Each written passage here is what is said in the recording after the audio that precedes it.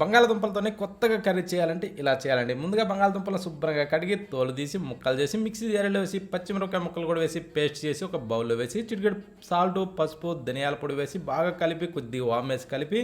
శనగపిండి వేసి ఇలా ముద్దలాగా చేసుకునేసి ఇలా మెత్తగా రుబ్బి ఇప్పుడు దీన్ని ఉండలు చేసి పక్కన పెట్టుకోవాలి. మిక్సీ జార్లో టమోటాలు వేసి ఇలా పేస్ట్ చేసి పక్కన పెట్టి స్టవ్ మీద ప్యాన్ పెట్టి నీళ్లు పోసి స్టాండ్ పెట్టి ఆయిల్ పూసి ప్లేట్కి ఆ ఆయిల్ పైన రోల్స్ పెట్టి ఇలా బాగా ఉడికించుకొని ఈ ఉడికిన వాటిని ఇలా కట్ చేసి ప్లేట్లో వేసుకోవాలి. ఆ తర్వాత పెరుగులో కొద్దిగా సాల్ట్, పసుపు, కారం వేసుకునేసి ధనియాల పొడి, గరం మసాలా, కసూరి మేతి వేసి ఇలా బాగా కలిపి పేస్ట్ రెడీ చేసి పక్కన పెట్టి స్టవ్ మీద ప్యాన్ పెట్టి ఆయిల్ వేసి జీలకర్ర, కట్ చేసిన ఉల్లిపాయలు, అల్లం వెల్లుల్లి పేస్టు, కరివేపాకు రెమ్మలు వేసి ఇలా వేగనిచ్చి టమోటా పేస్ట్ వేసి ఇలా బాగా మగ్గాక ఇందాక కలిపి పెట్టిన పేస్ట్ వేసి కలిపి నీళ్లు పోసి సాల్ట్ వేసుకునేసి మూత పెట్టి ఇలా ఉడికించుకొని ఆ తర్వాత ఆ రోల్స్ని అందులో వేసి మూత పెట్టి ఉడికాక కొత్తిమీర చల్లుకొని తింటే సూపర్ అంటే సూపర్.